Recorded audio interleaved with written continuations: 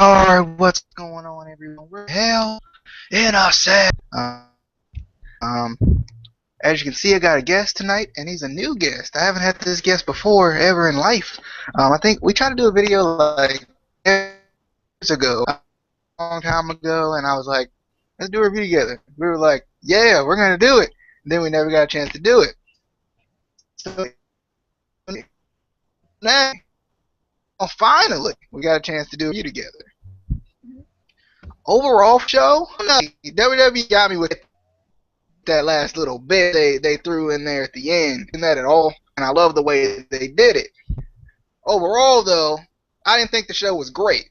I just kind of was pretty epic. That was about how I felt about this. And also, Nikki Bella was out of control with everything. So what do you think overall about the show before we break it down a little bit? I mean, the show together, I would rate it like a 4. That last main event, you know, my point of view is one match isn't gonna fix the whole show, but it was pretty damn good. You know, I felt like they could have done so much with this show and they didn't. Yeah, it definitely, that last match at least had replayability. A lot of times I rate shows based on replayability. Especially recently, I've been rating them a lot on replayability because if I can go back and watch it again and actually enjoy it, then obviously it was a good show. Um, for this show, I don't know. I probably could go back and watch it again. Will I go back and watch it again? I'm not too sure. I know the last pay-per-view the WWE did, which was Night of Champions, I heard it was horrible. I didn't really get to watch it because I was at work. But I was gonna watch it the next day, never got a chance to. I'm not sure how if this was better than that show or if this was about the same. I'm not. I mean, what do you think about that? Did you get to watch Night of Champions or? Like I watched it, but honestly, it was one of those matches or one of those shows I don't remember. There wasn't anything that really jumped out at me, you know. It was just one of those I watched it, but it wasn't that great. It wasn't like a WrestleMania caliber or like SummerSlam, where you're like, oh, I remember that. It was just kind of, Oh yeah, WrestleMania was just ridiculous. Like yeah, that whole like I was excited the whole day for WrestleMania. Like when you know it's gonna be good when you're excited the entire day. Like I woke up excited for that, and I don't think I mean like I'm a big wrestling fan, but I don't know how excited I get for pay-per-views and stuff like that. But like that pay-per-view had me like just giddy the whole day. yeah, yeah. I All mean, right, so let's.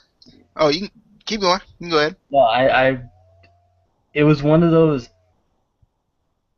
I didn't really expect too much of it from WrestleMania because, I feel like every other WrestleMania is hit or miss. And I actually was able to go to WrestleMania 29, and that was awesome. So 30, I was kind of like, I was excited for it, but in the back of my mind, anything I watch with WWE anymore, I don't have high expectations. I'm like, they're probably gonna fuck something up, but it was a really good show for a WrestleMania. I was really excited that entire day too, like you were saying. Yeah, like a, a lot of it's like really predictable. Like, and whenever you can add in some unpredictability, like that's what I really love. Like people always want to talk about how wrestling's so fake and all of that, but like whenever you can make it unpredictable, you can get me emotionally invested. Then that's when you got me right there. Yeah, exactly. Like there's not a lot of moments where I'm like, oh my goodness, that just happened. But like, especially with WrestleMania, like it felt like I remember when Undertaker's freaking streak got defeated. I was like, what just happened? No, and I was so mad because it was Brock Lesnar. I was livid. I was in my dorm, and I was like, I walked out of the room, and I was like, are you kidding me? I was so upset.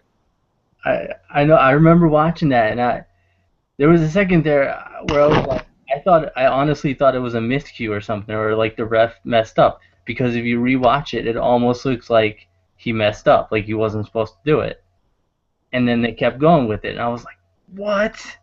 Like Lesnar leaves for months at a time. Why did he end the streak? Like, And why is he like? I mean, I understand. Like I don't even know if he can lose the title at this point because of that. Because like once you defeat the streak and it's so like ridiculous like that, like if he loses the title, like it doesn't make any sense anymore for him to lose it. He just should just retire and like not lose the title at all. Like it's gonna be weird to see him lose it. but then you also have to think like the title really doesn't almost mean anything anymore. It's almost like none of the titles mean anything. I mean, Yeah, I think I was reading something, I don't know if it's true, that Lesnar is not going to be back until like Royal Rumble. So like oh we have, what's the point of having a WWE champion if he's not even going to be there? You know? yeah, like it was weird to not see him at this pay per view. Like you got your biggest champion. If nothing else, bring him on to cut a promo or something. It was the same thing with Bound for Glory. I was really upset that there was no title match. I don't know if you have even been keeping up with TNA, but I know Bound for Glory is supposed to be their biggest pay per view of the year, and there's no World Championship match. And I'm like, I don't care if you are in Japan. Like they understood that Havoc versus Velvet Sky was a title match, and it was exclusive to TNA. They're gonna understand the world title match, and it was God. That pay per view had so much potential too. Yeah, like I unfortunately I didn't have the money to order Bound for Glory, and I was super excited about it because it was in Japan, and I've seen you know tons of matches from Japan, and they're all always awesome. Same with like Ring of Honor, same with a bunch of other indie promotions. But then I watched like different reviews and stuff, and everyone said it was just a shitty show. And I was like, how do you take such great potential and fuck it up? Like Yeah, it, I mean, and the potential was built because of how good the impacts had been before then. They just like were like building on it. And it wasn't even like promoted as like the biggest pay per view of the year. It was kind of like we're going to Japan. Like when they first said it was in Japan, I was like, okay, this is gonna be huge. And then like they just didn't build on it, and it didn't help that they had the whole Spike TV stuff going on too, because I mean that really weighs down on you because you gotta try to impress Spike, and then you gotta try to appease Russell One as well, like trying to go to Japan and stuff. and I almost feel like having to appease Spike hurts them because like even back when like WWE had to try to like appease USA or whatever, they didn't mention it all the time. Like when WWE was coming to your area, they didn't say USA cameras coming to your area. It sounds cheesy when they say Spike TV cameras coming to your area. Yeah, and I also hate that like I understand it's saving them money to tape it, but I wish they wouldn't tape it so far in advance because Wikipedia has screwed me a couple of times. Like I went on Wikipedia and found out like I went on Wikipedia last week and found out like everything I need to know for probably the next couple of months, and it's like I don't even know how it happened, which makes it a little bit still a little bit exciting, but I know the end result, and I'm like, ugh. Yeah, like I feel like they almost need to just make Bethlehem, Pennsylvania their new like impact zone because that's where Yeah, they or New York, because that's New York was crazy too. yeah, they could do that, but I feel like if they did either of those two, people would almost think they're trying to copy ECW too much. That's what I mean. People think anything they do like is a copy of WWE or ECW or something like that, and it's I don't think they're all. I mean, there's always stuff you can copy from other companies because especially WWE, they've been around for so long. It's like it's not even that hard to do. You can do it not even thinking about it. And It, like the Eric Young Daniel Bryan thing, the Black Evolution thing, the yeah, Black Lesnar thing, that everything like yeah. I mean, it's almost like you can't avoid it in a way, you know. And sometimes, like you could do the same thing, and fix it to make it still cool, but I feel like they don't do it. They just kind of, oh, WWE did this back in the Attitude Era. Let's do that. People won't remember, but we remember. Yeah, definitely. I think we may have to do another video on that because that I mean maybe if Yeah, you have some time after this one, like we yeah. could do it if you have any time because I'm not doing anything tomorrow. So I'm not doing anything either, so yeah, we'll do that. all right, so we're gonna get into this review.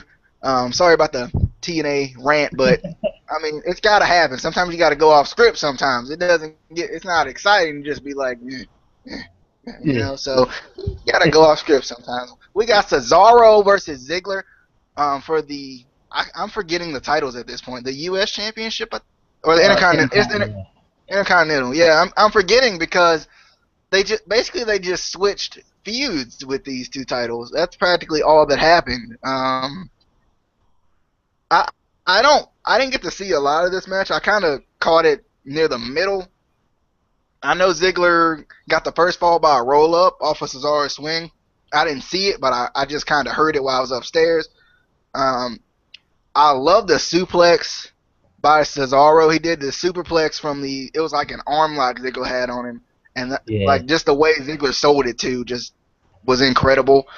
There was a great sequence between these guys into a tilt-a-whirl backbreaker by Cesaro, and that looked pretty good. I mean, I was feeling like this match was really great transitionally, and then as soon as I said that, Ziggler wins with the zigzag, and it was weird because usually in 2 out of 3 falls matches you see one, and then you see Ziggler win, Cesaro win, then Ziggler win. Well, it didn't happen that way. Ziggler got like a clean sweep, which I don't know if that makes Cesaro look a little weak right now or what. And Cesaro came out with a completely shaved head tonight. That was kind of interesting to see. So, I mean, what did you think of this match? it was an okay match, and that Cesaro coming out with a shaved head kind of threw me off because I was like, what's different about this? It's kind of just weird, but it, you know, anytime I see Dolph Ziggler, I automatically, my expectation is up because out of the roster, you know, pure talent, he's one of them. Like he can go in the ring, he can go on the mic. He almost reminds me of like a combination of like Mr. Perfect and Badass Billy Gunn, like almost. Yeah, But I could see that. it's that was weird for me too when he won the two falls because 9 out of 10 times you do, one superstar wins in one fall, the other wins the next fall, and then it makes it kind of intense, like you don't know what's going on. It Yeah, but just once again, like the unexpected, like that being unexpected was cool too, though. I mean, that's like the last thing you probably would have thought of, especially with Cesaro in there. Like Cesaro's one of the best workers in that ring too. So yeah, and it's almost like they have these great talents and they still for some reason they don't know what to do with them. Like they've just been throwing Cesaro into any random shit since like he won the Andre the Giant Battle Royal. It's I like mean, he was with Paul Heyman, and it didn't even help him. Like I don't think he needed Paul Heyman. That's the he thing. didn't. It, it just kind of I think it just threw him in a tilt a whirl of what the hell do we do with him?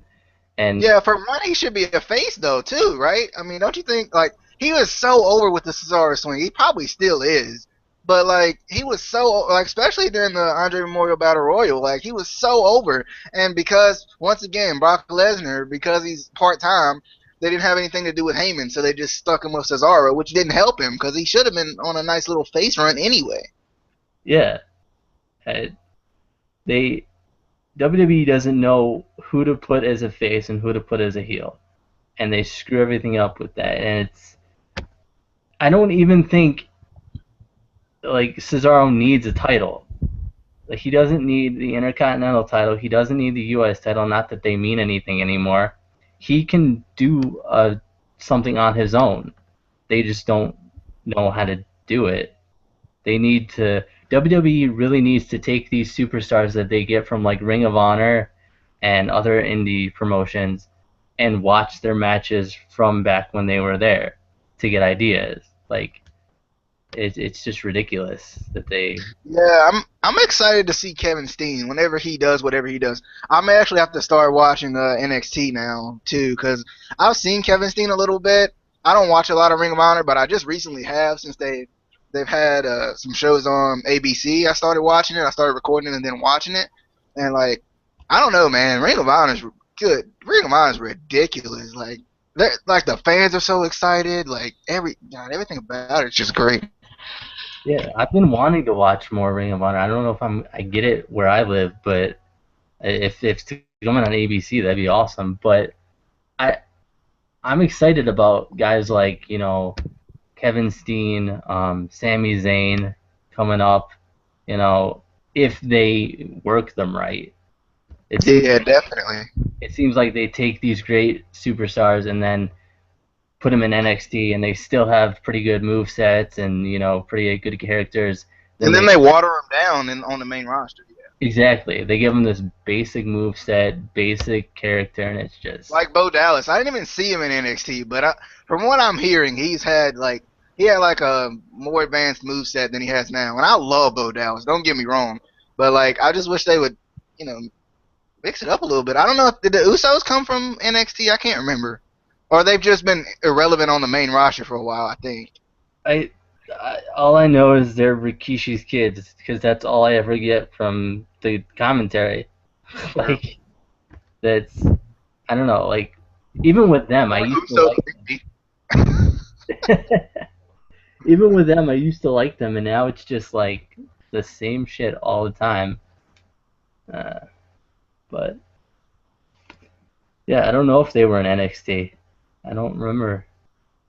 They were obviously in developmental at one point, but I don't know if it was when it was NXT or back when it was like Florida Championship Wrestling.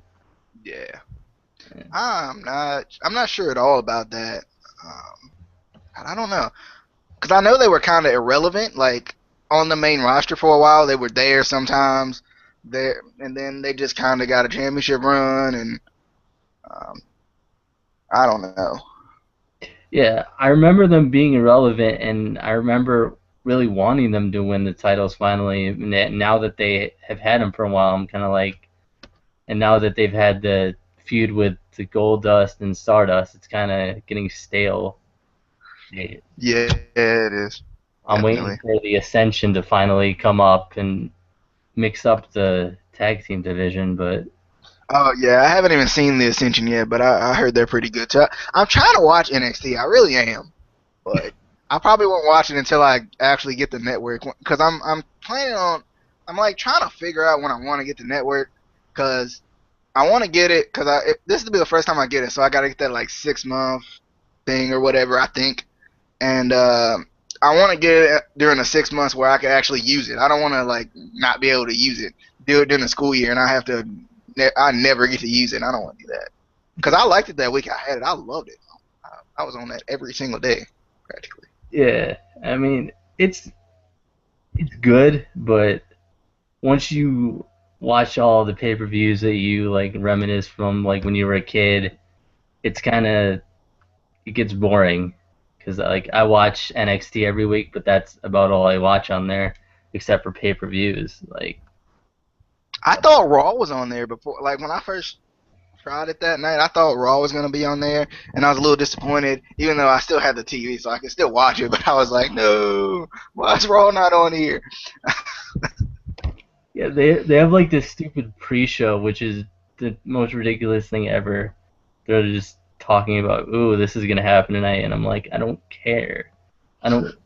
I personally don't care about these stupid panels they have before the shows. Like they're just dumb. Yeah, I mean, Renee Young's nice, but the rest of them just Yeah, yeah.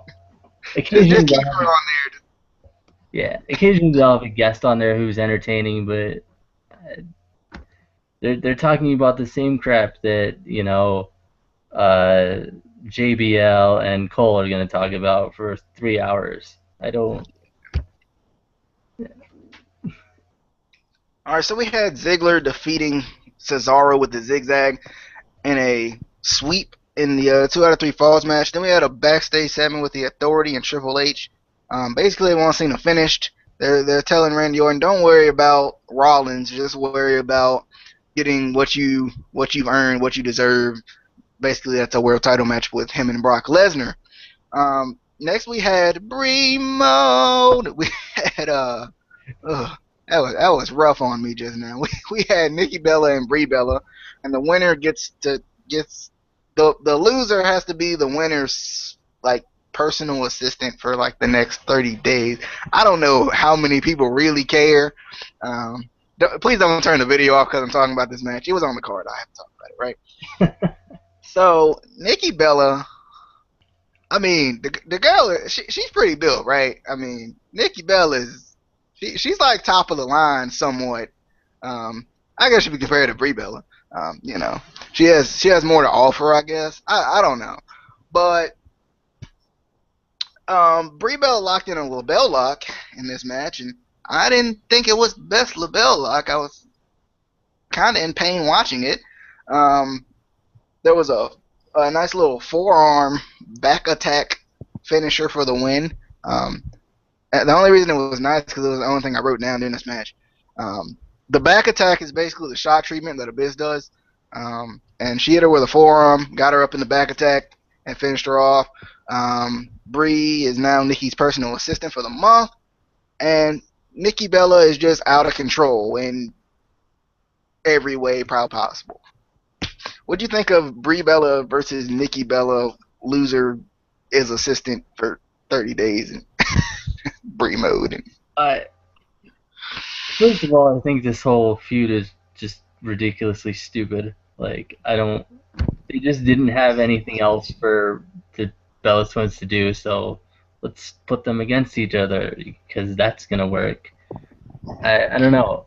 I feel like almost like to me, Bree's a little bit better in the ring. Like, Nikki's good, but I think she takes too much from like John Cena and his 5 moves of doom. Like, and some people think she's good on the mic. I personally, I cringe when she talks on the mic. But the match, it was okay for a Divas match. It wasn't the worst I've seen, but then again, it's a Divas match. So it was. I could have gone without it, but they have to throw it in there because you have to have at least one Divas match, and in this show we got two. So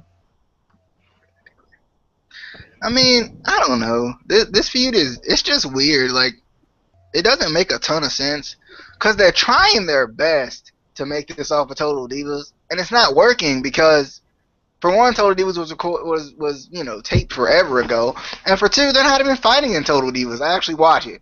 Don't turn the video off, please. Please stay. I do watch the show. Okay, stay. Don't leave. But I mean, I don't know. You can't really it doesn't make any logical sense. Like if they were doing Rosa Mendez and Summer Rae, that don't make a lot of sense. They're actually doing something in the doggone show. But with this, they're not even fighting. They're together the majority of the time. Like,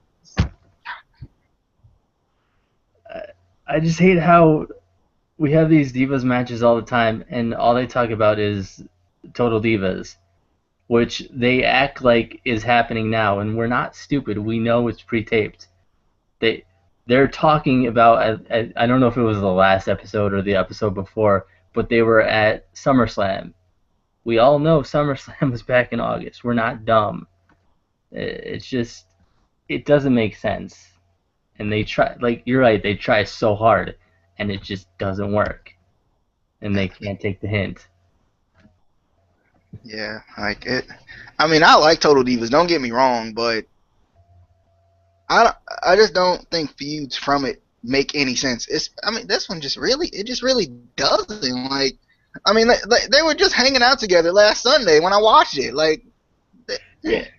Like, I like Total Divas too because it gives you like a kind of a backstage idea of like, what they're like in real life. I almost want them to have almost a superstars version of it, Yeah, that'd be great. we can see guys like Ambrose and Rollins and stuff. I don't know if they'll do that, but just to try to put parallels from Total Divas to Raw and SmackDown, it just doesn't work. It's ridiculous, and it's making us lose even more respect for the Divas division. Yeah, definitely. Next we had the Usos going up against Goldust and Stardust for the tag team titles. With this match, all I gotta say is let's give Slater Gator the title, please. Come on, Slater Gator. Slater Gator for the tag team champions, baby. Hoorah, hoorah, hoorah. But I mean, I do love Slater Gator, but I don't know. I don't hate this feud by any means. I actually love Stardust. I don't know why. Have this weird obsession with Stardust. Maybe because I got him in Supercard and he's really good. But I do like Stardust. Stardust is I don't know. I just go around my house doing this all the time now. Thanks a lot, Stardust. Like just thanks a lot. Just I just start running around randomly just because Stardust. You're not a good influence. But basically, I mean, when the Usos come out, I get kind of hyped because their music is pretty hot. I be like head bobbing and all that. I be singing to it. I don't even know the words to it. I just be making up words. I kind of like that. I really do. But there wasn't really much of note here because the Usos have kind of been repetitive in a lot of their matches. They do a lot of the same things a lot of the time. Basically, the finish here was Stardust kicking Jimmy Uso in the knee while the referee's back was turned, and Goldust hits the final cut on him for the win. I don't know. I don't have much to say about this match. Tag team matches for me, and it doesn't matter which ones I watch. Like maybe except for Ring of Honor, I think I saw a pretty exciting tag team match on there. But it just depends on what I like. A lot of them just don't excite me anymore. It's like something about tag team matches just don't excite me. Like there's got to be like a stipulation or something. Even like like I said, I've enjoyed TNA that last little bit where they've been really great with that tag team title series. That first match, I didn't even. Well, when I first watched it, I didn't like it. I went back and watched it again, and I actually liked it a lot more. But I don't know, tag team matches just don't get me excited anymore. I don't get excited for tag team matches. I don't know why. Maybe it's because we've seen John Cena and Dean Ambrose versus the Authority for like the past month. Maybe that's why, because we've seen that a ton. Like I'll go and watch Raw and I'm like, again, really? Why are we getting this again? Like I don't know. It just doesn't excite me. I really don't know what they're gonna do with the tag team division because you can't do Usos versus Goldust and Stardust forever, and that seems like the only tag teams that are pretty relevant right now. I don't even know where Rob Axel went. They were winning random matches and they're gone, so I don't have a clue where Ryback is or Curtis Axel. I don't know if they're gonna push Slater Gator up there. That's what they should do, but I don't know if they're gonna do that or not. I mean, what do you think about this match? Tag team match. I didn't. I watched parts of it, and I don't know. I'm not. Like you said, I like Stardust. I think the Stardust character. Some people think it's ridiculous, but I think it worked for Cody Rhodes. I think he was in a rut and he didn't know it. It was kind of weird having Cody Rhodes and Goldust. It just didn't work. Now when Yeah, you it have really was. Stardust, Like it was crazy how weird that was. Like, and then when they turned heel, like Stardust is like a likable character. When they turned heel, I was like, doesn't make any yeah, sense. Why don't you just turn them into Cody Rhodes and Dustin Rhodes? That's what I was expecting, but they didn't do that. Um, but I mean, I don't hate that they're heels because it's different, but I don't know. It was just weird when they first did it. I feel like they almost have to because if they were faces, they would be the only two like tag teams that are like the Usos are faces and they'd be faces. What heels would there be? I mean, there's the tag team division is very kind of scarce nowadays. Yeah, it scares everywhere. I mean, it's not just WWE. Like TNA has like two tag teams. three. They have Brandon Magnus, the Bromans, and they have the Wolves. So um, they don't have. I mean, like it's scarce everywhere. Like Yeah, I just I miss back, late '90s, early 2000s when WWE had a great tag team division. Had Edge and Christian, the Hardy Boys, the Dudleys, and countless other ones. And then even early, TNA had a bunch of tag teams. yeah, America's Most Wanted. Who else did they have? I think they had Team 3D too. They were around Yeah, then. but like there were so many good tag teams back in the day, and it's like they don't care about tag team wrestling anymore, or because you can't tell me that there's not superstars that they could put into tag teams. There's tons. I mean, I mean, I can understand it from TNA standpoint because they don't have a huge roster at all. If you watch that last episode of TNA, they did that whole tag team tournament thing, and it seemed like it was just the same people. Like Samoa Joe and Low Key were teaming up, which was weird. I mean, it was they were a great tag team, but it was just weird because I mean they're like somewhat feuding, I guess. And like I can understand it with them, but WWE has such a huge roster, and they have so many people that they don't even use, like Zack Ryder and probably other people I'm missing. It's yeah, it's they have this huge abundance of superstars that they don't use. It doesn't make sense. Like, why would you give these guys contracts where you have to pay them so much a year, whatever, and then not use them? You're wasting money on your talent, not using your talent, and then you wonder why you're not making money, you know. yeah, definitely. And then they try to bitch about it with the network, and they put the 9.99 bullshit everywhere. It's just ridiculous. Yeah, it's crazy. I mean it's I mean I think the best one they have is the Ultimate Warrior thing, but I mean it doesn't even make sense for. I don't even think it makes sense for a WWE Network commercial. I thought he was just talking. I thought it was just like some kind of just tribute like to him, but like or tribute to like some of the past stars or something. And like it was a network commercial. I saw it on the pay per view tonight. I was like, Yeah, I almost take that offensively, like they're disrespecting him by using that, and then let's use that to sell subscriptions. Like, and it's pathetic that they actually have a 9.99 T-shirt that you can buy. It's oh so my. bad.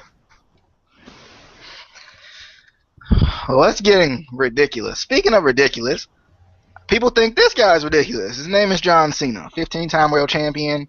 Um, yeah, we all know it. I think they push him enough during the shows, so I think we know this by now.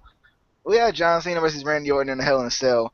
Um, I did write. I wrote a lot about this match actually. I was actually surprised that I actually wrote this much. I didn't think I was gonna write this much for this match. Um, First off, I want to ask you, how can you hate John Cena? Like, he's such a good guy, man. Come on, you can't hate John Cena, right? All the John Cena haters like, I hate him. He's terrible. Like, so Orton hits this like spit, like I don't even know what to call it. Like, basically, he splits Cena on the ring post, and he's just like holding him in this like awkward like thing. Like he's just like holding him up with this ridiculous expression on his face. And he did that for like it was almost a minute. He just sat there like I was like, I was like, what am I watching right now? Randy Orton's like he's like my favorite wrestler right now probably because I've just liked him since before when he first started the Viper thing. I've always liked him. And he, I was like looking at his face. I'm like, what is, what is he doing right now? He's just like holding him. He's like, yeah, I did that. Um, this basically, after he did that, he held him up for like a minute. Then he got him in the backbreaker. I don't know. It seemed a little awkward for him to go for the back. It wasn't awkward for him to go for the backbreaker, but the way he kind of put it in there. But he was really slow with it, which makes a lot of sense because it's his character. He's really methodical and all that. So it was kind of weird, I guess, somewhat. Um, Cena goes for the five moves of doom, of course. What else is he gonna go? He goes for the shoulder block, and Randy Orton catches him in an RKO. I don't think we're surprised by that, are we? Um, there's so many ways to hit an RKO, and I think we got shown a lot of them in this match. So next, Cena gets thrown through a table in the corner. It was basically just a throw. Like he just basically threw him. He like just threw him back first into the table. Um, then we had the spin out power bomb by John Cena, one of John Cena's main moves there. We had the spin out power bomb that goes into a five knuckle shuffle, and this is on the steel steps, just so you guys know. Um, I don't know if you guys think this way, but I do. Cena sells the STF better than the person he puts it on. Like his face when he's doing it, he's like, like I'm like, is the dude you got it on hurting or is it you, bro? Like the man just he sells that. Like I know we talk about how John Cena can't sell, but John Cena sells the STF. Like I think he be in some pain when he be doing that STF because if you look at him, he's like he be straight up selling that.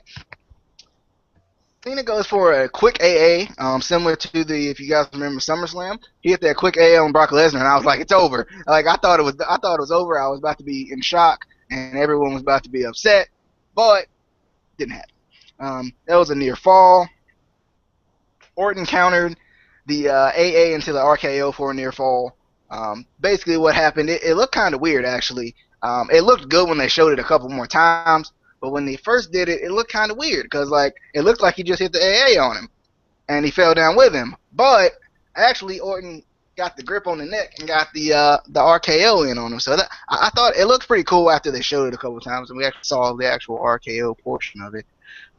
We had another AA for a near fall. There were a lot of AAs in this match and RKOs. We had an attempted RKO from the second rope through a table, but that didn't work. Cena basically sets him up for the second rope AA through the table to win the match. That was a lot to go through in that short amount of time, but we made it. That was the main stuff that happened in this match. I don't know how exciting this match really was though. Like I wrote down a bunch of spots, but I don't know if this match was that terribly exciting. Like it was just kind of like okay, they're in the Hell in a Cell. Okay, there. Okay, RKO. Okay, AA. Okay, AA. Okay. Spin out power bomb on the steps. Five knuckle show. I mean, it was like it wasn't. I don't think it was that exciting. I just think there were some spots in it that were cool, but I guess I don't know. Were there even spots in it that were cool? I don't even know. What am I saying at this point? All right, what you got for this match? I don't know. I just kind of envision John Cena in the backstage right before his match going, okay, I'm going to do 36 AAs in this match, right? Just because it's like AA after AA. It's like all he does is AA, sit down powerbomb. Like, it's ridiculous. And people, and John Cena fans are like, why are you making fun of him? Why? Because he can't wrestle. He knows 5 moves. And on top of that, this is like John Cena versus Randy Orton, what, like 37? I don't. How many more times do we have to see the same match over and over again? I don't care that Yeah, it. when they first did this, I thought they were gonna do I thought they were gonna switch it up and do Ambrose versus Orton and Cena versus Rollins, but they didn't do that. I'm not surprised that they didn't do that, but I don't know. It would have been a change, I guess. I just want to see Cena versus nobody. I don't want Cena on my TV anymore. And I don't know. I was just pissed at the finish. Like, why why did they give him the win? I don't understand. It doesn't make sense to me that we're gonna. I don't know. It's just Well, dumb. it's gonna be weird because if they go this route, I was thinking of this. I was like, so they're gonna give John Cena his rematch because he got screwed out of it with Rollins. And what's going to happen is John Cena's going to win. He's going to win a title, and it's going to be a 16th reign. It's going to be this big thing. And Seth Rollins is going to cash in, and everyone's going to be really upset because basically Seth Rollins is going to win the title, and John Cena gets this ties Ric Flair for the most reigns. I think it's probably the most reigns in history, right? He ties Ric Flair's for the most world title reigns, and it lasted off like 3 seconds, and people are going to be really upset because you know the last person people compare John Cena to is Ric Flair. I don't know, but I feel like if Orton won and he had a match against Lesnar, it'd be a better match because I don't feel like Lesnar can really hold up in a match. And we all know Cena only has 5 moves of doom. I mean, it's just going to be another. They're either going to have a match where it's not a wrestling match, they just beat the hell out of each other, or it's just going to be a bad match. I feel like if they gave Orton the win and he had the match with Lesnar, at least he could, sell the match better. It would be a match that I would want to watch. And then you could still have uh, Rollins cash in. And I almost feel like that feud after with Rollins and Orton would be better. Yeah, I mean, I don't know. Like, I don't know how I would feel if Cena won against Lesnar, and I know there would be a lot of people upset. But then if Seth Rollins cashed in, people would be happy, but people would be upset because Cena's gonna get the big 16th run and all that, and then it's gonna be over in like a matter of seconds. Although people are gonna be happy that it's over and John Cena got beat, I don't know. It's gonna be interesting to see where they're gonna go from there because I really don't know. I feel like this match was kind of early in the card. They were calling it a main event, and it was like third. Yeah, I don't know. I just, as a wrestling fan, I don't want to look back in the history books and see, John Cena tied with Ric Flair as the most WWE championships. It kind of just being a fan my whole life, it would make me depressed. I mean, and all the 2000s Cena fans are gonna be like, "Oh yeah, it's great," but it's almost like they don't know what good wrestling is anymore. And I know I'm gonna get a lot of hate from that. People are gonna be like, "You're an idiot. You're an asshole. You don't know." But I kind of do. you know, I was there for the Attitude Era. I was there even before that. I know what good wrestling is, and I don't know. I mean, to me, John Cena, all he is colorful shirts and you can't see me. Never give up. That's that's all he does is he sells shirts, and I'm sick of it. Yeah, I But mean, it's been that way for like years too. Like, if he was like a heel or if he was like had some kind of character change, it would be a little bit different. Cause like, I know he gets a lot of comparisons from.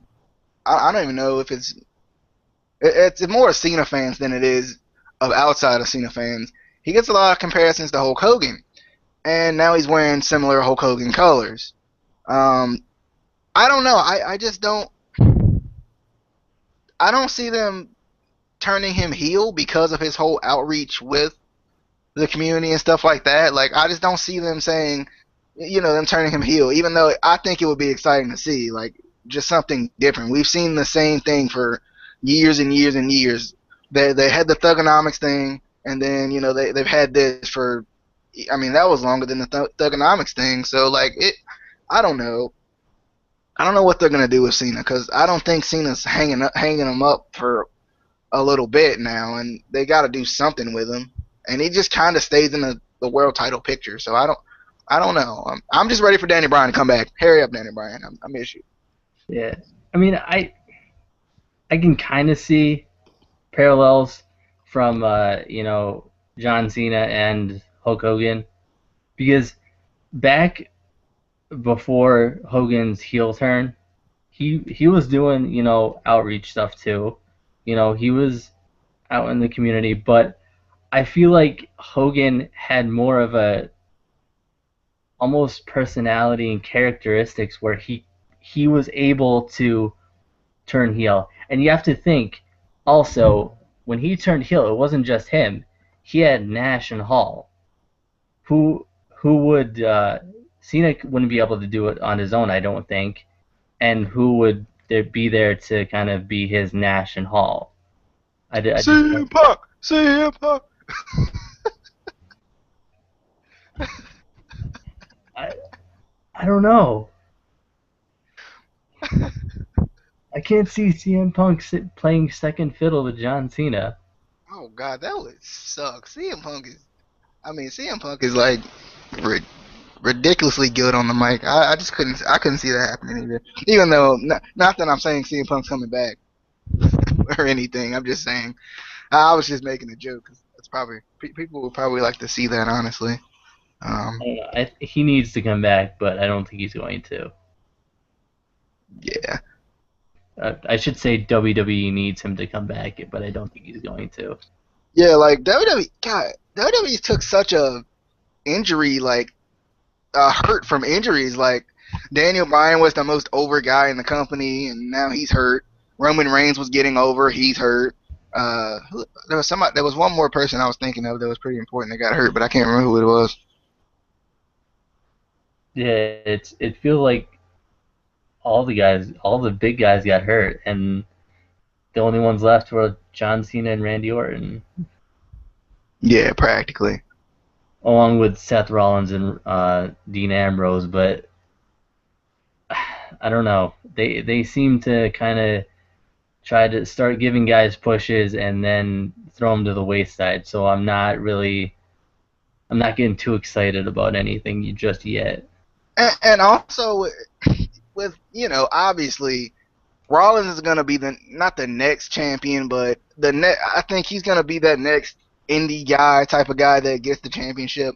And a lot of old school or older wrestling fans who like the big strong dude, the big Brock Lesnar guy, the big Bobby Lashley guy being the main champion, they're not gonna be a big fan of that. Although I'm a big fan of that. I don't mind the little guy. Like Daniel Bryan was great as the champion, and he's freaking too over. Like it's ridiculous how over he is just with Brie Bella doing the yes thing by herself. Like it. I mean, I just would, I don't want people to forget about Daniel Bryan, right? Daniel Bryan has worked so hard to get where he's gotten just through all the years he's done it, and like I just don't want because of injury him to lose his spot and then end up, never really getting back there again or becoming even less over. Like, I don't want him to be, any less popular just because he got injured. You know what I mean? I don't know. I like Daniel Bryan. I've always liked Daniel Bryan since the old NXT thing and when he got fired the first time. I'm like, why? He's the best one. I don't know. I don't know.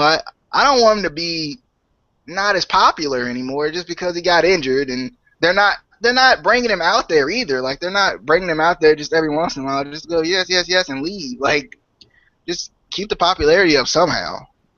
Run a Yeah, video pack. Do something. that's something that confused me because even with other superstars who got injured, like uh, back when Edge got injured, he would still come to every once in a while the shows just to remind the fans, hey, I'm still here.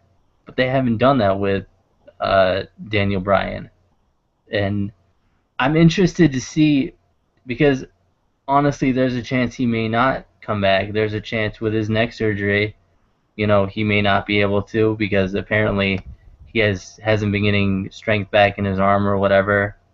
So there's a chance. Hey, and Total Divas told us that. So yeah, forget you, Total Diva haters who told me that. I don't know Yeah, who told me but that. I'm interested to see if he comes back, like how he's obviously gonna have to slow it down because as we know with Edge, who said he had similar I think the same surgery. You know, one bad bump, he could be in a wheelchair for the rest of his life.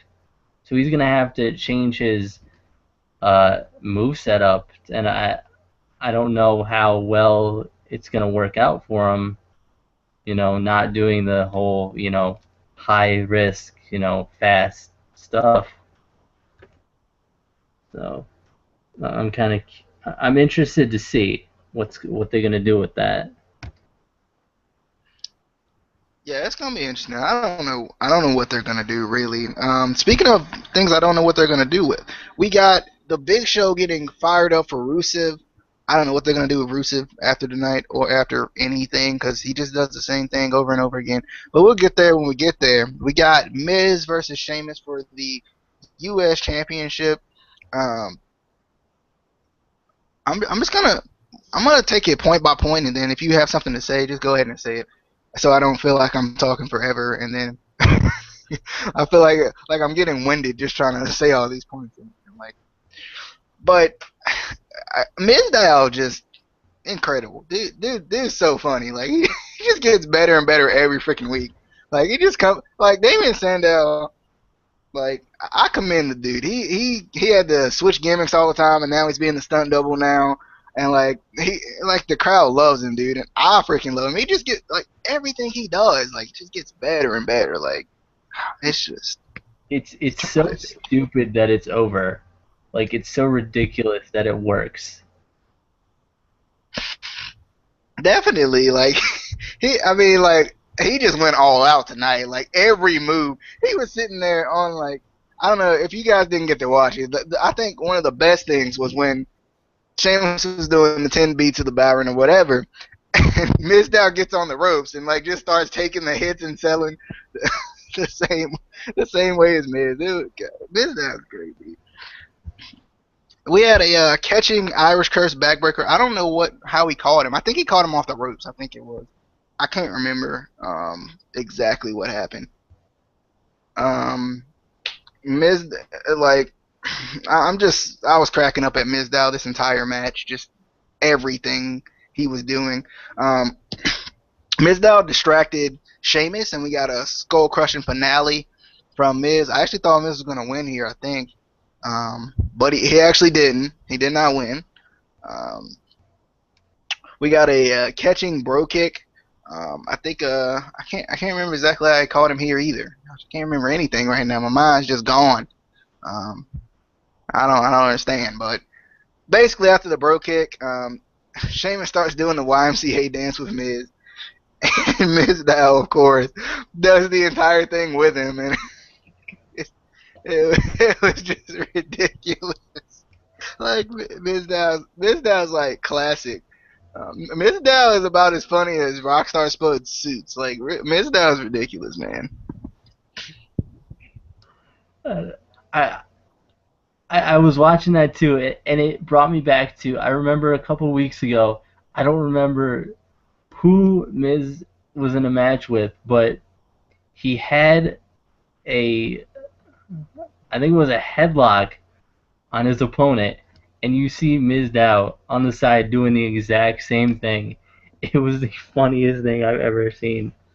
Uh, it's so great, and it's I hope they kind of can keep it going and keep it fresh because it is funny and it's entertaining, but I don't know, you know, I don't know how Damian Sandow is really, because it is kind of ridiculous. And being a WWE superstar, you want to be able to do your own thing and not be somebody's stooge. So we'll see how long this goes, but it it is entertaining. And I don't know what else they would do with Miz or you know Sheamus. Yeah, so Yeah, I that just mean, another. It was just funny to see him come out with the toy belt when Miz was the champion.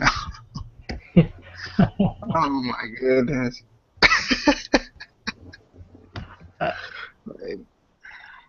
I was surprised they didn't actually like do one of the actual like replica belts. You know, it made it Oh yeah, fun. they had like this like plastic. I don't even know. Like it looked like one of those resistance bands. Like the way the belt was made, it was like it was just ridiculous.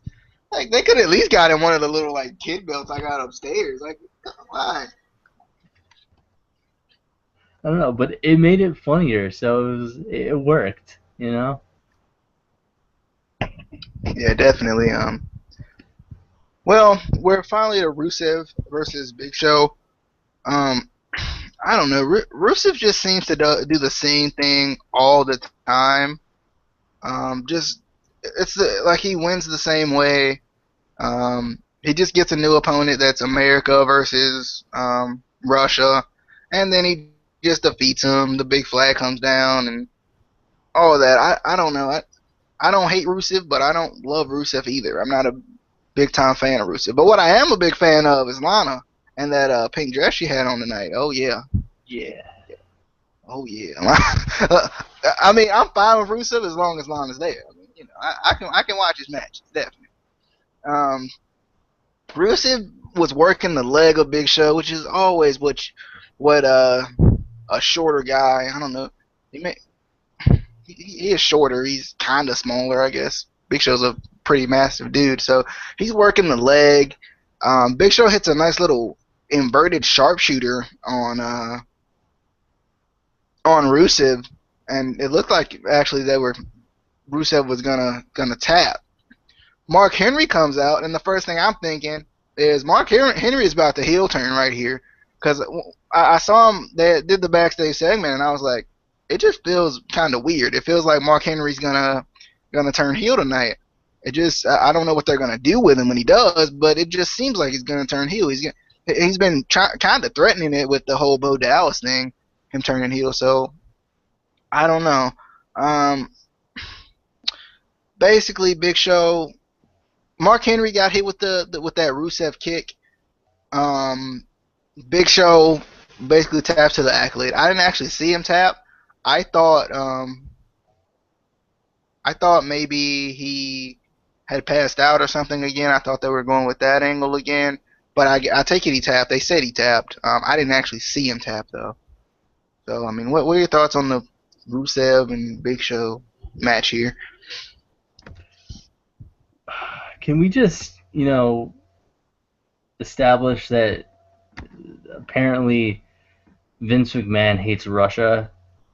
It seems like they always go back to the, Russia is evil, Russia is bad.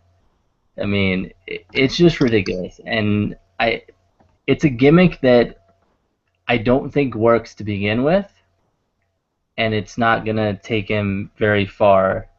I think the only Lana is the only reason he's getting any reaction at all, because nobody cares that Big Show tore down the Russian flag. Nobody cares that they're coming out saying America sucks. Nobody cares. Uh, in the match, there's only so many people you can really put in a match with a big guy like Big Show and make it work. And I just don't know. It was kind of a boring match to me. I didn't see him tap either. And I've noticed in the past few months, a lot of times in finishes, like they'll say they tapped and you never see them tap. Or I saw a match a couple weeks ago where it was a knockout, but they didn't even check his arm like they always do. Like Oh yeah, they checked his arm like once, and then they stopped it. yeah, The one you were talking about, yeah. Like I was like, what just happened? Like they didn't even lift his arm 3 times. Usually they lift it 3 times. He's like on the third time, he he gets back up, but like yeah. one time. They've been having so many of those miscues anymore, and I think it's because they're they don't respect the fans' intelligence anymore. You know, they don't realize that we know the rules, we know how things are supposed to go. But I don't know. All in all, this match was kind of the show could have gone without it. I think, and it. But then, like you were saying, when uh, we thought we were gonna have a heel turn, um, I was kind of upset that it didn't happen. That it didn't happen. But even if it did, I really don't know what they would have done with Mark Henry. You know, Yeah, they missed their mark with Mark Henry a couple of years ago with that whole, uh, the fake retirement thing. Like he should have been world champion after that. I mean, that segment was the way they did it. I actually thought he was going to retire. I think that night, especially because he's been there for so long and all that. I actually thought he was going to retire that night, and then he hits John Cena with that, and that's what I do. And then I started saying that, and I thought he was gonna retire, and then I thought he was gonna win the world title, and he didn't because Cena everything. yeah. I don't know. He does work better as a heel, but they would have a feud with him and Big Show, and then what? You know, I feel like he's one of the guys, along with John Cena, who needs to retire. You know, they or needs to go into more of a off-screen kind of role. Because I think Mark Henry is one of the guys who can lend, you know, knowledge to younger superstars. He can go work with the guys in developmental, because he's been there for, God, like 15 plus years, 20 maybe. Like he knows the business like the back of his hand, and there's nothing they can really do with him in the storyline.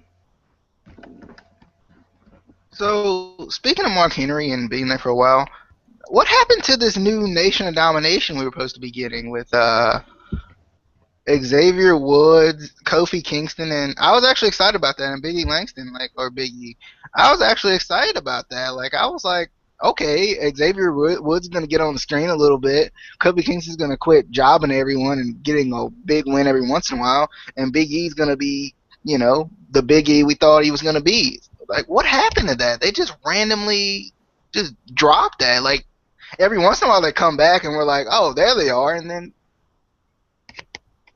I I I was excited about that too, but I don't know.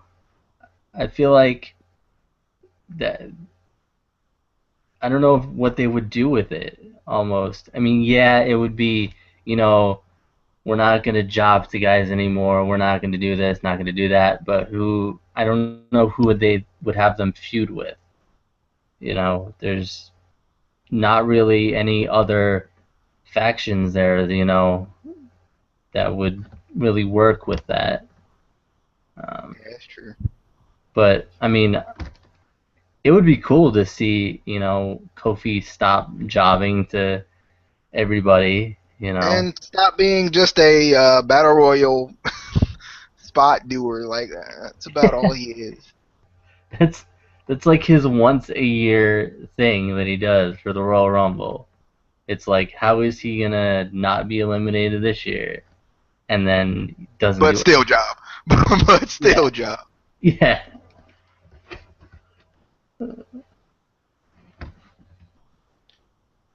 I just caught your message. Is my volume still really low? No, it was in the beginning, but then it got back up when Okay. we started. I think I plugged in the mic. That's what it was. Probably. All right. So next we had not Alicia Fox. We had AJ. Alicia Fox was there, but we had AJ Lee versus Paige for the Divas Championship, and um, I really don't know what happened in this match. I started watching it, and then I stopped watching it, and then it was over. So, can you fill me in a little bit? I'll be right back, but I'm going like right across the room. Can you fill me in a little bit with what happened in this match? Because I have no idea. I Yeah, just know AJ won. That's about it. that that's almost about as much as I know, because it's. I feel like this feud doesn't work either. I feel like any of the Divas feuds right now or storylines are not working. It's just like we're gonna take the divas that are perceived as crazy and we're gonna put them into a feud because that'll naturally work, and it doesn't work. I didn't really, I don't remember too much from this match. I remember the Black Widow, and that's about it. And I remember Alicia Fox being on the side of the ring, slamming on the ring. I don't know. Uh, I don't know why Alicia Fox had to be there. It didn't help AJ at all, or Paige at all.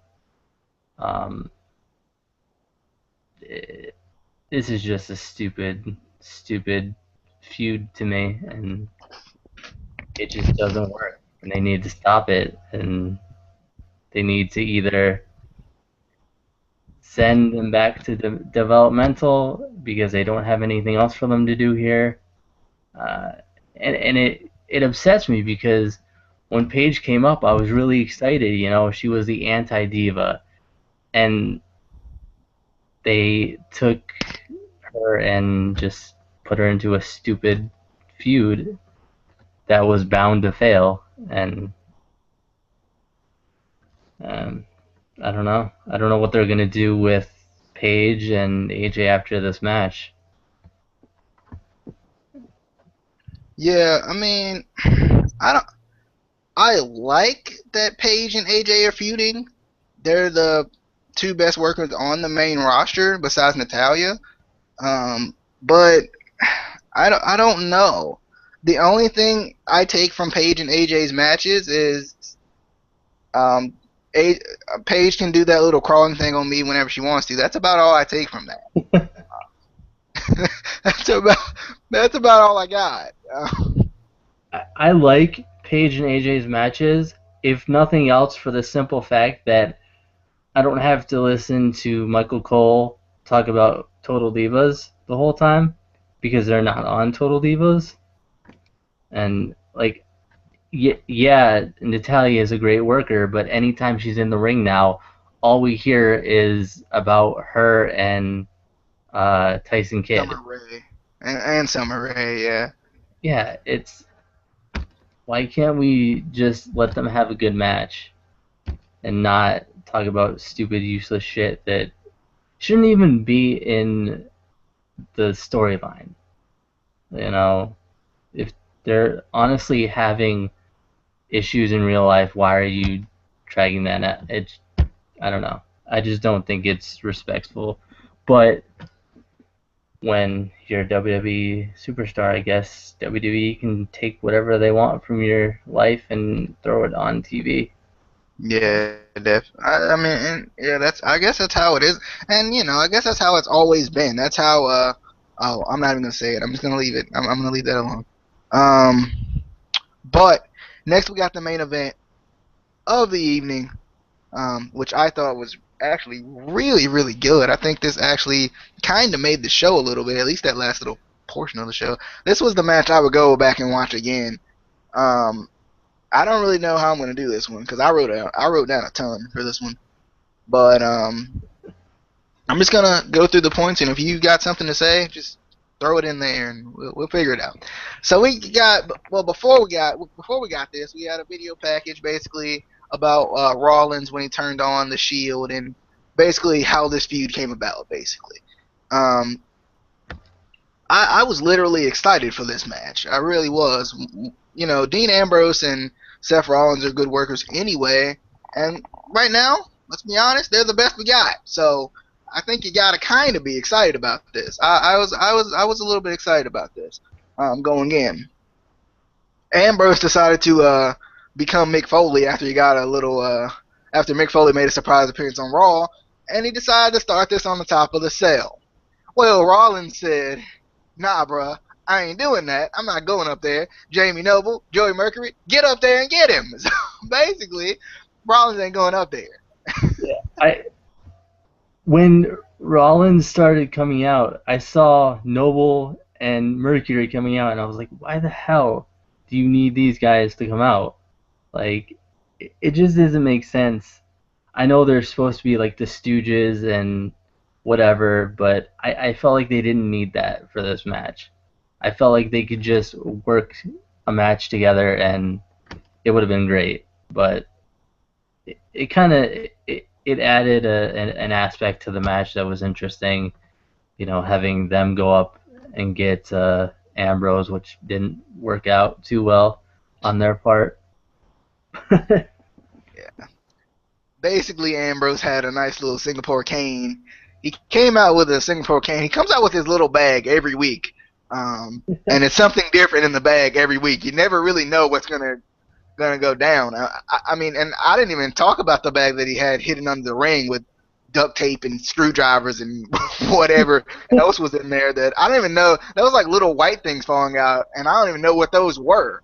Um, it, Ambrose is ridiculous. Like he knows his character pretty well, and he does a good job at it.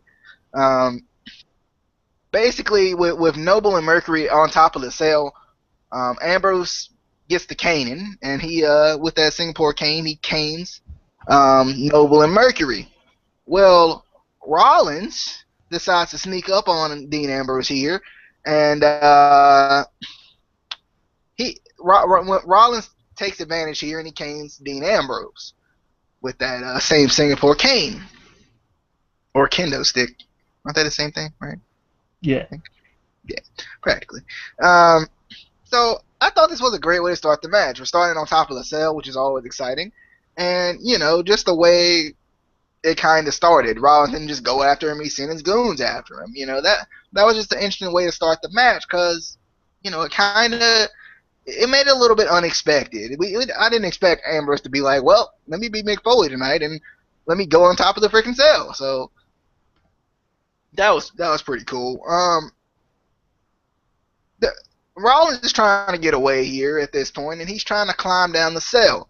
Well, Ambrose catches him, and they go headshot to headshot. They're just ramming each other's heads through the on the cell and all, and basically they both fall off, and they both fall through. One Rollins falls through the Spanish announce table, and Ambrose falls through the normal announce table. Um, I guess that's the normal announce table. What do you call that announce table? I don't know. I The main.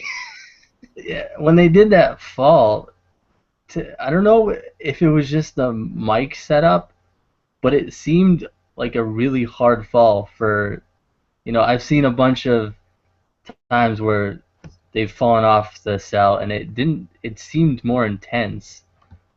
Like it seemed like they hit harder than normal, but that made it for a better match, I think, for that spot in the match. Um, I don't know. I thought it looked okay. I guess. It was kind of weird the way they fell.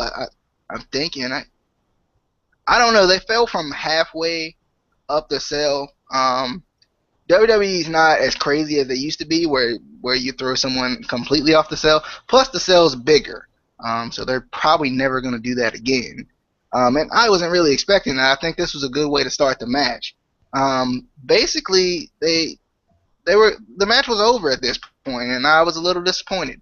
I was like, what's going on? They're gonna just wheel him off, and what happened was Ambrose was on a stretcher and Rollins was on a stretcher, and I was kind of expecting them, Ambrose to get off immediately, but he really didn't. He kind of just sat there for a little bit, and then he got off and he started running um, to go catch up with Seth Rollins, and then he brings him back into the ring, and this is when the match starts officially.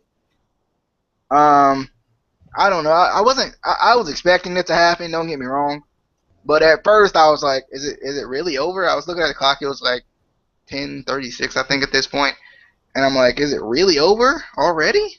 Goodness, that was quick. But then he gets off stretcher and he brings him in.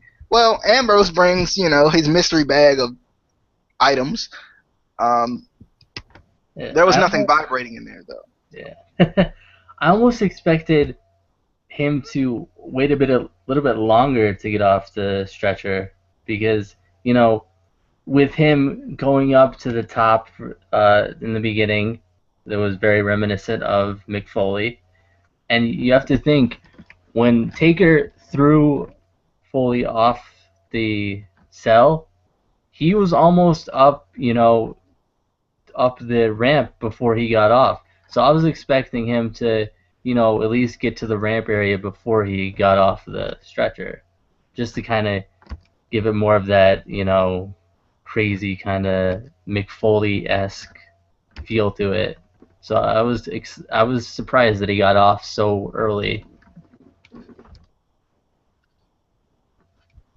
I mean, I don't know. I was a little surprised. I didn't really know what to expect, right? Because they started from the top of the cell, they fell off, from that halfway point. They were getting on stretchers, and I'm like, is this match over already? Like, I was looking at the time because I was like, this is a pretty early ending to the show. I really didn't know what really to think at that point.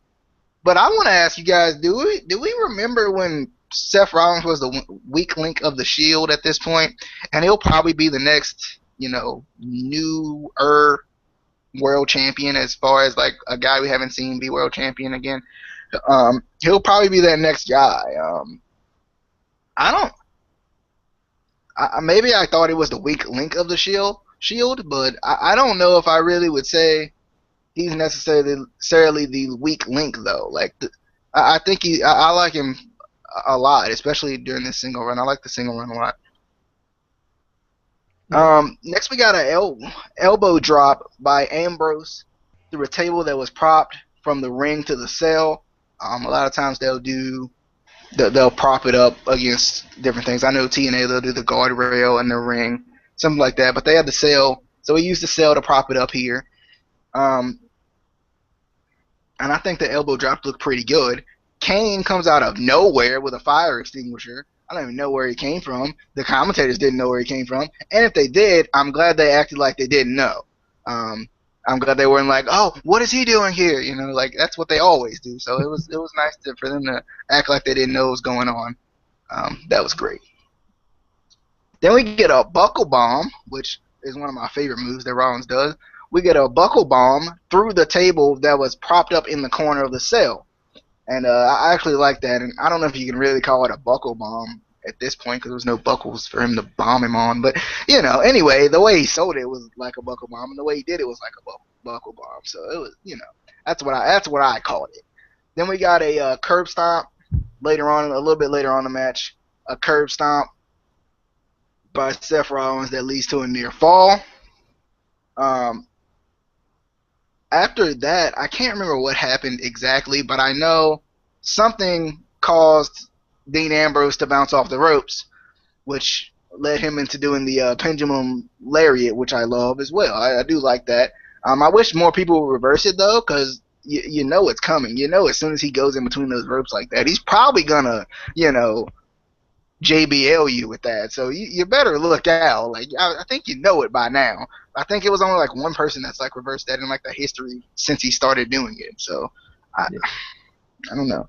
Um, After that we got a curb stomp attempt by Ambrose. Ambrose had brought some cinder blocks out, and I'm pretty sure did he have his face on the cinder block and he was about to curb stomp him? He Yeah, he did. did. Yeah. Yep. He was about to hit that curb stomp on Seth Rollins, and this was Ambrose, is who I'm talking about here. And then the lights just go out, like just Yeah. go out. This part threw me off because I was watching on the network, and I know the network lags all the time, and you always have issues. And it went black. I was like, oh, did the network just go out? But then I noticed the logo is still there, so I was like, okay, like who's coming back now? Yeah, I was like the farthest thing from my mind was Undertaker because obviously he always does it, but And it wasn't around WrestleMania time. I went to go check my calendar real quick. It wasn't around WrestleMania time, so Undertaker's not coming back. He doesn't have a streak to uphold, so why would he come back anyway, right? So then, the lights just had cut out at this point, and we hear some dude speaking some kind of random language. I don't know what language he was speaking. I didn't understand it. I don't know if anyone understood it. But there's this lamp that comes on. And as soon as the lamp came, I'm like, I know now. I know what's going on now. And the lights turn back on, and Bray Wyatt's in his what do they call that thing he does? You know what they call that? The tarantula thing, or Yeah, the is weird that little kind crawl he does. of yeah, He was in that and as soon as I saw the lamp, I knew it was gonna be Bray Wyatt. Like I just knew it was gonna be Bray Wyatt. And Bray Wyatt's one of my favorite guys right now. I didn't like the Husky Harris thing. Actually, I think I hated the Husky Harris thing a lot.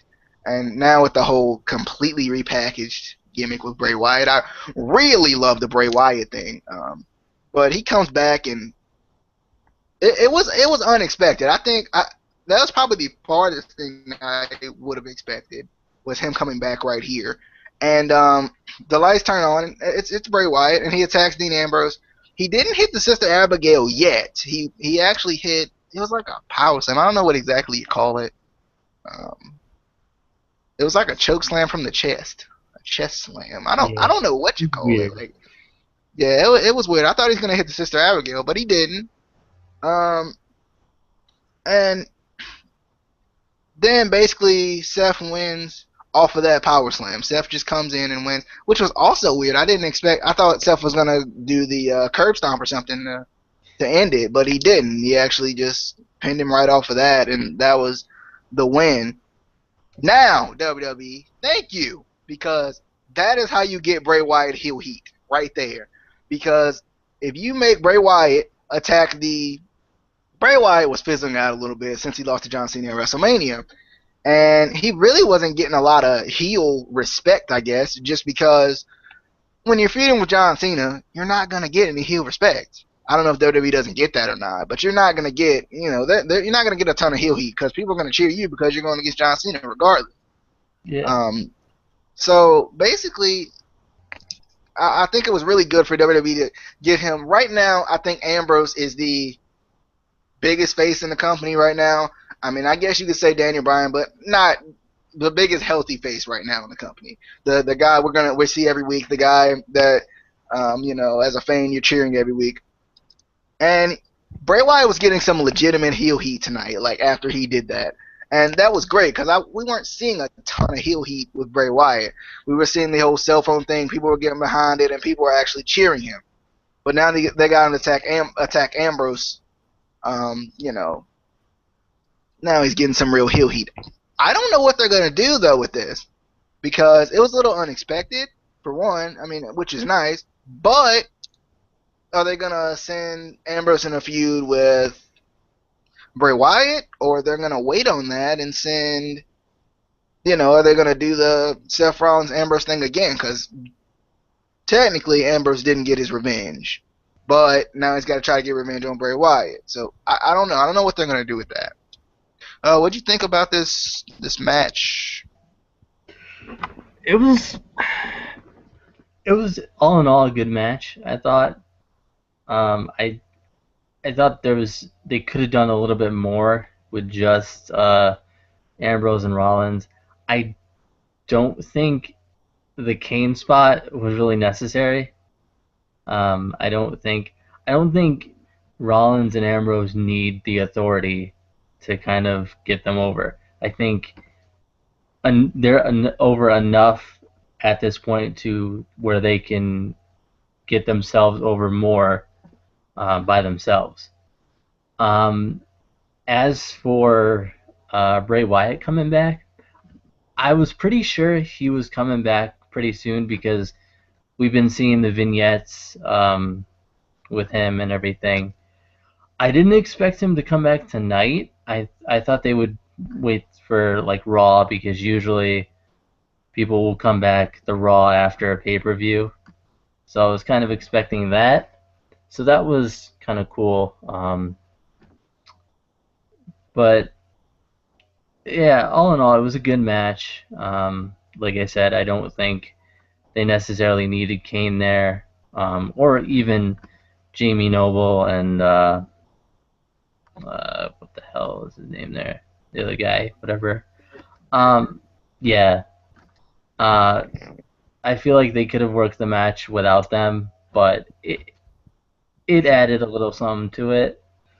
I'm curious to see what they're gonna do with this, since you're right. Uh, Ambrose didn't get his revenge really on Rollins, so I don't know if they're gonna put them all into a feud because you saw when Rollins covered Ambrose, he had his eye on Bray Wyatt, like he wasn't sure.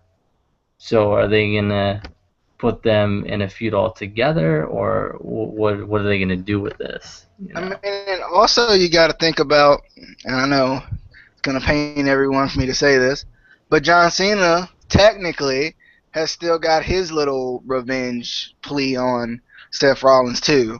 Um, I don't know how good a Seth Rollins John Cena feud would be, but I don't know. I think Seth Rollins maybe could carry those matches too. So I don't know.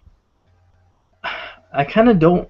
I dread seeing a John Cena Seth Rollins feud because I feel like the only thing John Cena ever does is bury good superstars. You know, I mean, like you said, after Bray Wyatt had his feud with John Cena, he wasn't the same after. It just kind of it kills. WWE has this John Cena glass ceiling that no one can seem to break through, and it doesn't matter Some how people call it good a you concrete feeling because it's so strong. yeah, yeah. It doesn't matter how much of a following you have from the indies or whatever. It seems like nobody can. And I think, well, I know that's what's really hurting WWE, and they don't realize it. They And need, it didn't even make any sense for like when Bray Wyatt lost to John Cena at WrestleMania. It didn't even make any sense. Like John Cena's got so many victories at WrestleMania. He's so accomplished.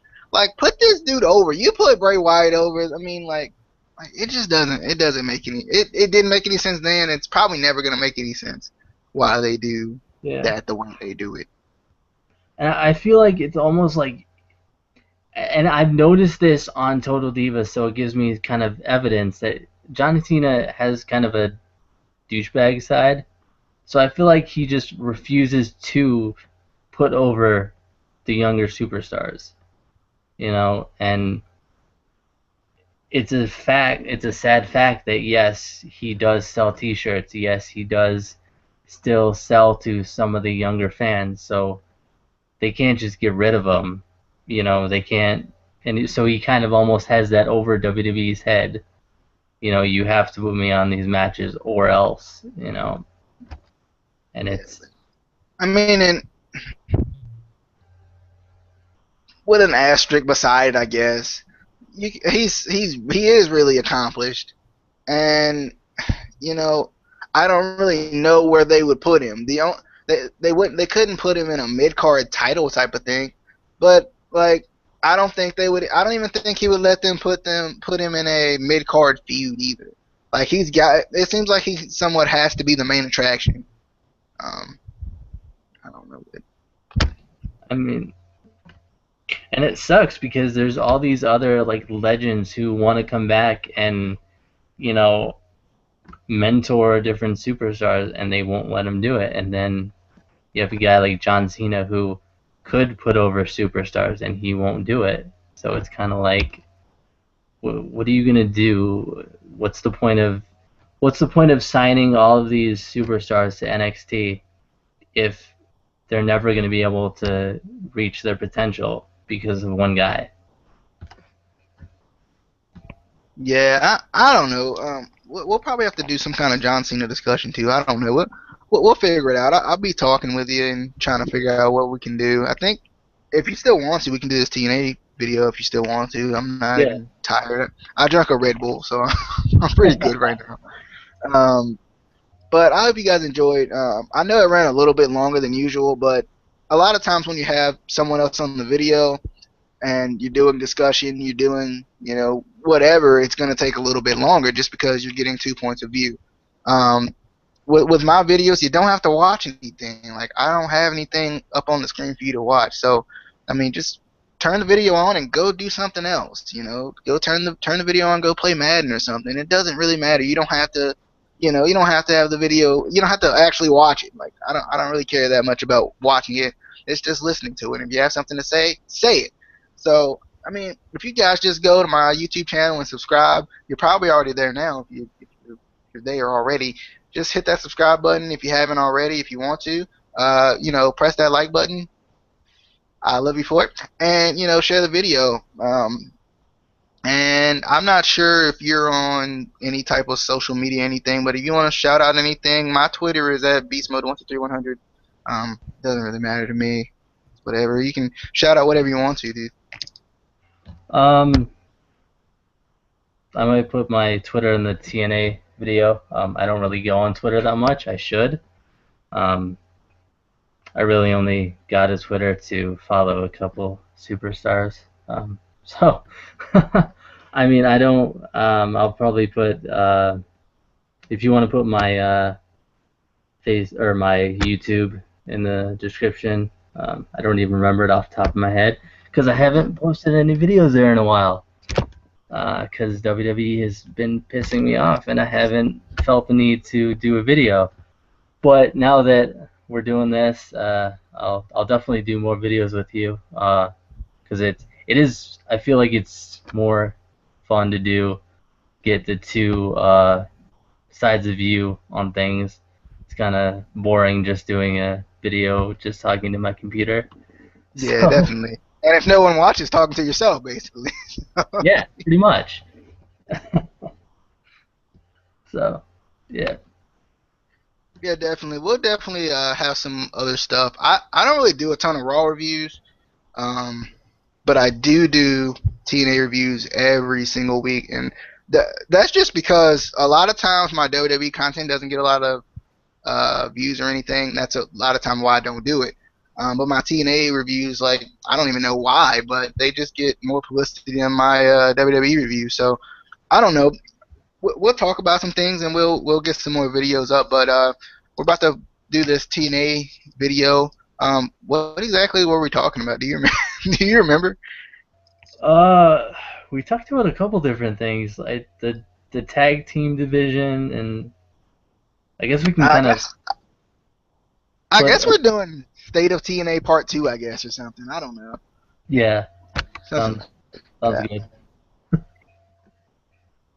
All right, guys. I hope you guys enjoyed. I know it ran a little long, but hope you enjoyed anyway. I'll talk to you guys later. Peace.